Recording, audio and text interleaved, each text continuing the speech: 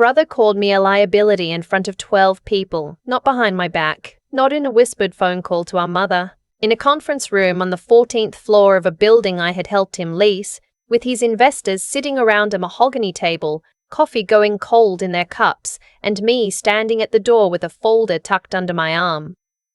"That's Zoe," he said, not even turning to look at me. "She handles administrative things. You don't need to worry about her." I set the folder on the side table near the door. I smiled at no one in particular, and I sat down in the corner where assistants sit. I didn't say a word. That was 6 months before everything collapsed. My name is Zoe, and I need you to understand something before I tell you the rest of this story. I am not someone who plans revenge. I am not dramatic. I don't keep receipts out of spite. I keep them because I was raised by a woman who balanced her checkbook to the penny every Sunday night at the kitchen table, and some things just get into your bones. My brother's name is Conrad. He's 4 years older than me, which he has always treated as a divine appointment rather than a biological accident. Growing up, Conrad was the one who got the car at 16, the apartment fund at 22, the phone calls from our father's friends when he needed a connection. I was the one who got the advice. Watch how Conrad does it. Conrad figured it out. You will too. Conrad is just more naturally suited to this kind of thing, Zoe. You're more of a behind-the-scenes person. I heard that last one so many times I started to believe it. For a while, I put myself through law school at Georgetown on a combination of scholarships, loans, and 3 years of nights and weekends at a firm downtown where I did document review until my eyes blurred. I passed the bar on my first attempt. I took a job at a mid-size firm in Arlington, made partner in 6 years, which was 2 years faster than anyone before me, and then I left. I left because I had been building something else the entire time. I need to back up. When I was 29, I started a legal consulting practice on the side. Nothing dramatic. I advised small businesses on contracts, helped startups structure their first employment agreements, reviewed NDAs for founders who couldn't afford full firm rates. I did it evenings. I did it weekends. I did it carefully and quietly because I was still at the firm and I had to be. By the time I was 31, I had enough clients that I had to make a choice. I chose myself. I also chose a business partner. His name was Patrick and was a financial advisor I had met through a mutual client, steady and methodical and good at the parts of running a business I genuinely did not enjoy. We structured the practice properly from day one.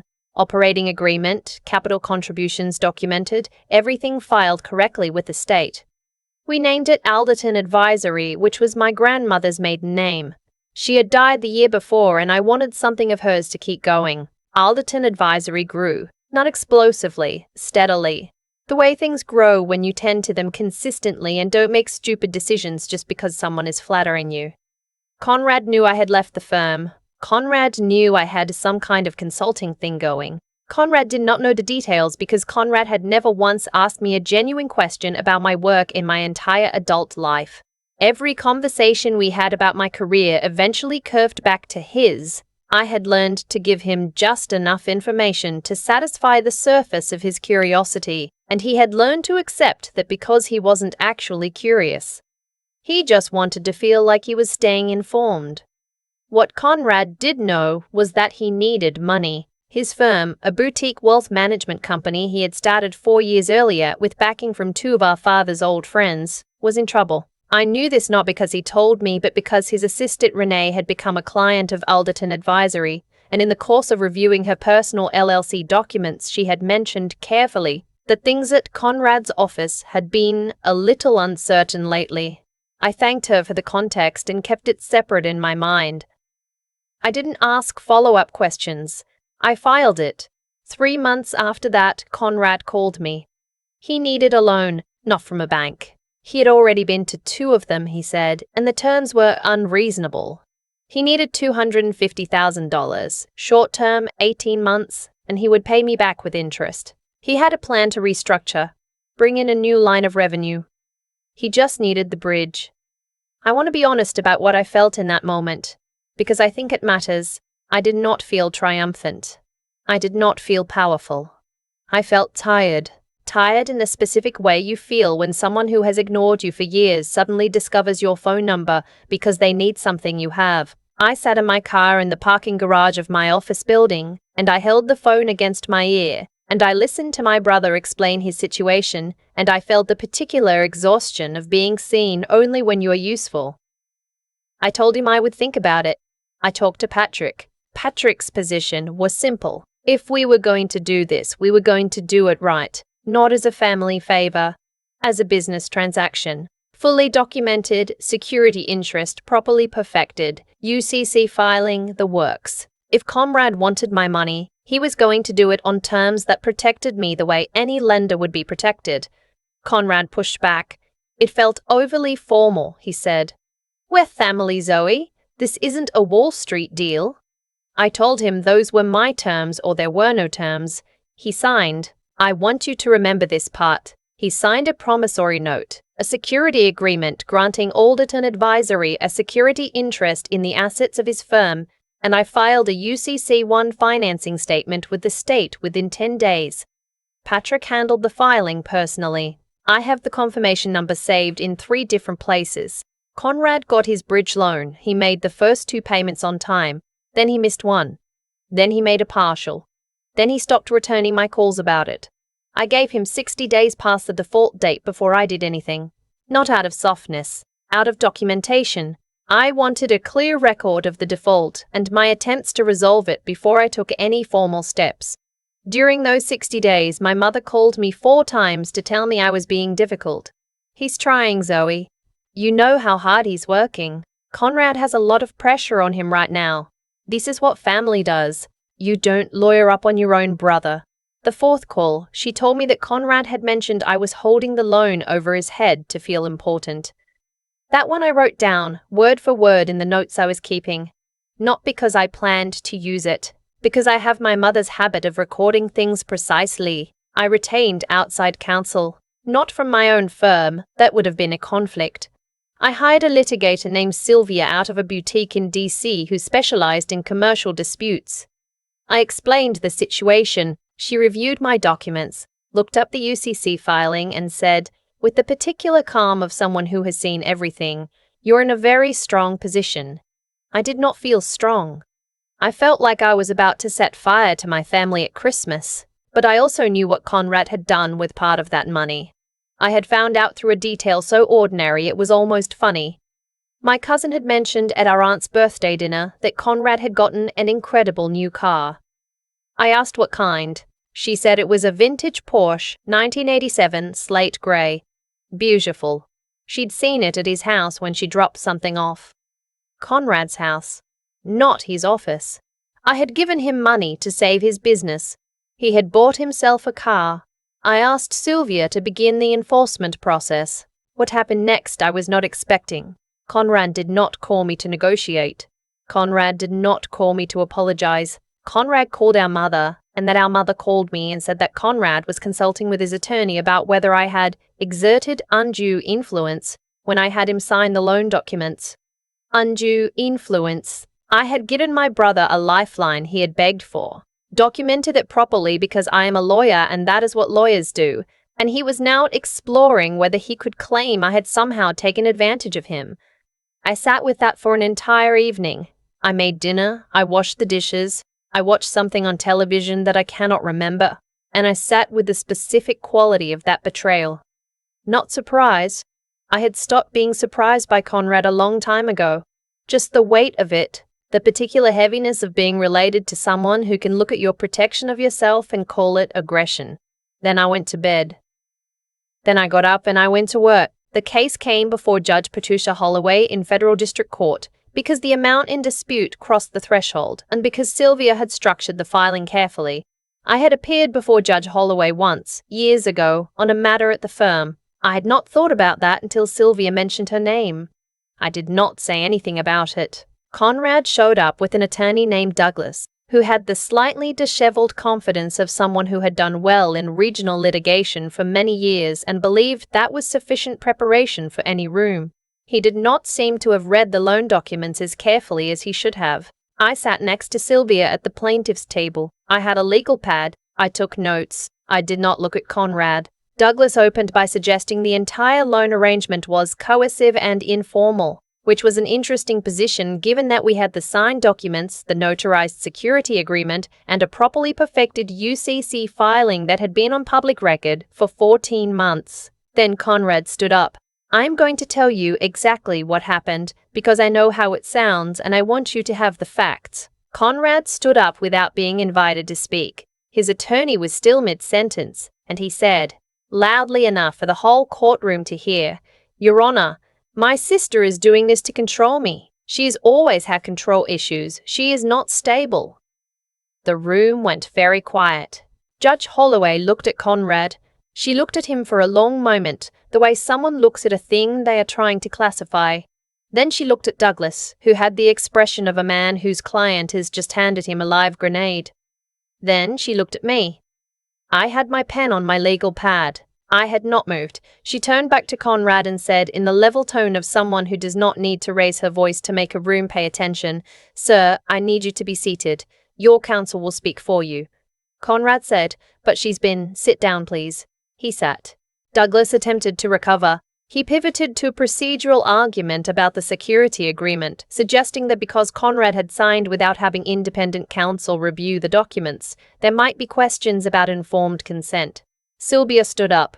"Your Honor, Mr. Hartley signed this agreement 3 weeks after it was first presented to him. He requested 2 modifications, both of which were incorporated into the final document. He was offered the opportunity to have his own attorney review the terms before signing, and he declined in writing. We have that email." She had that email. I had kept every email. Douglas said something about the spirit of the agreement and what both parties had intended. Sylvia put the UCC filing confirmation on the record. She put the signed promissory note on the record. She put the documentation of default, the missed payments, the partial payments, and my 60-day cure period on the record. She put the email where Conrad had declined independent legal review on the record. Then something happened that I did not anticipate. Judge Holloway set down the document she was reading. She looked at Conrad and then she said, "Mr. Hartley, I want to ask you something directly." Conrad straightened in his chair. He had always liked being addressed directly. He thought it meant he was winning. "Do you understand the nature of a UCC-1 financing statement and what it means for the priority of your lender's claim against your firm's assets?" Conrad said, "I understand the general concept." Judge Holloway said, "Do you understand that your lender, your sister's firm, is a senior secured creditor, and that in the event of a default, their claim against your business assets takes priority over essentially any other obligation you have incurred?" Conrad looked at Douglas. Douglas looked at his notes. The judge waited. Conrad said, "I wasn't fully informed of the implications." Judge Holloway looked at him with the same classifying patience she had used before. Then she said, "You signed a document that says, in plain language in paragraph 7, that you understood and acknowledged the secured creditor status of the lender. Mr. Hartley, did you read paragraph 7? The silence was different from the earlier silence. That one had been shock. This one was something else. This one had a verdict in it." Douglas asked for a brief recess. During the recess, I stepped into the hallway with Sylvia. She did not say anything for a moment. Then she said, "He's going to try to settle." I asked her what terms she thought he would propose. She said, "He's going to ask you to forgive part of the principal and call it even." I told her what I wanted. When we went back in, Douglas made an offer. Conrad would repay the principal in full over 36 months, interest waived, no further action. Sylvia said, "My client's position is full repayment of principal plus accrued interest for the terms of the note, liquidation of the pledged collateral to satisfy the debt, and reimbursement of legal fees incurred in this proceeding." Douglas said that was unreasonable. Sylvia said, "Judge Holloway, we'd like to proceed." We proceeded. I want to tell you about the moment that I think about when I think about that day, because it isn't the legal arguments and it isn't the UCC filing, as satisfying as both of those things were. It was after the judge ruled in our favor, cleanly on all points because the documents were clean and Sylvia had done her job, and Douglas was packing up his briefcase, and Conrad was standing on the other side of the table looking at me for the first time in the entire proceeding. He looked like he was trying to understand something. I thought about the conference room on the 14th floor. I thought about, she handles administrative things. I thought about my mother telling me I was holding the loan over his head to feel important. I thought about the Porsche. I did not say any of those things. I picked up my legal pad and I said, "The liquidation team will be in touch about the asset schedule, Conrad. Make sure someone's available to let them in." I walked out. In the weeks after, my mother did not call me. My aunt sent a text that said, "I hope you're doing okay," which was the most neutral thing anyone in my family had communicated to me in years, and I appreciated it in a way I didn't expect. Patrick and I used the recovered funds to pay down a credit line we had been carrying and to hire the associate we had been delaying for 8 months. Her name is Iris. She graduated top of her class from American, and she is going to be extraordinary. The Porsche was on the asset schedule. I have no idea what happened to it after the liquidation. I did not ask. Conrad called me once, about 6 weeks later. He did not leave a message. I have thought about whether any of this could have gone differently, whether there was a version of this where I made a different choice at some point, softer terms, more patience, a conversation instead of a filing. I have thought about it the way you think about roads you didn't take. Not with regret, exactly. More with the particular honesty that comes when you stop telling yourself the story where the other person was ever going to be different. My brother was never going to repay me out of decency. That is not a wound anymore. It is just a fact, the way weather is a fact. You dress for it and you carry on. What I know is this: I built something real. I built it without anyone handing me a start, without my father's friends making calls on my behalf, without anyone noticing until I had already done the work. I documented every step because that is what you do when you know that someday someone will try to tell a different version of the story. And when the moment came, I let the paperwork speak. I am not a behind-the-scenes person. I never was. I used to think the hardest part of what happened with my brother was the betrayal, the loan he stopped repaying, the car he bought with money I had given him to save his business. But sitting with it now, I think the hardest part was something quieter than that. It was realizing that Conrad had never actually seen me. Not because I was invisible. I had built an entire practice, passed the bar, made partner faster than anyone before me, but because he had decided a long time ago what I was, and no amount of evidence was going to change that decision for him. I was the behind-the-scenes one, the administrative one, the one who handled things so other people could take credit for them. That is not a story about my brother. That is a story about what happens when you let someone else's version of you go unchallenged long enough that it starts to feel like a fact. What I know now, and what I want to say carefully because I don't think it gets said carefully enough, is that integrity is not just a moral quality, it is a practical one. Every time I documented a payment, filed a confirmation, saved an email, I was not doing it out of suspicion. I was doing it because I had learned, slowly and sometimes painfully, that the truth needs evidence to survive contact with someone who is motivated to rewrite it. Conrad had every intention of telling a different story about that loan. He almost pulled it off. What stopped him was not my word against his. It was paragraph 7 of a document he had signed and not read. There is something I think about when I think about the years I spent building Alderton Advisory while everyone around me was looking somewhere else. I was not grinding in secret because I was afraid. I was building carefully because I understood intuitively that the work had to be real before the recognition could mean anything. Shortcuts feel like acceleration, but they are usually just debt you haven't paid yet. Conrad's firm collapsed not because he was unlucky, but because he had been borrowing against a future he had not actually built. He borrowed money. He borrowed credibility. He borrowed time. And eventually the accounting came due. That is not punishment. That is just how things work. You cannot spend what you have not earned indefinitely. At some point, the balance sheet tells the truth whether you're ready for it or not. What I want for anyone who hears this story is not satisfaction at Conrad's outcome. I genuinely take no pleasure in it. What I want is for you to think about what you are building when no one is paying attention. Not for the moment when you get to prove someone wrong. That moment is shorter and less satisfying than you imagine, but because the thing you build carefully, documented correctly, tended consistently, is the only thing that holds when someone tries to pull it apart. Sylvia won that case with paperwork I had created years before I knew I would need it. That is not luck. That is the compound interest of doing things right when it would have been easier to be casual about it. I am still not someone who keeps receipts out of spite. I keep them because my mother taught me to, and because I have learned that the truth, properly documented, is the most patient thing in the world. It will wait. It will hold. And when the moment comes, it does not need to raise its voice.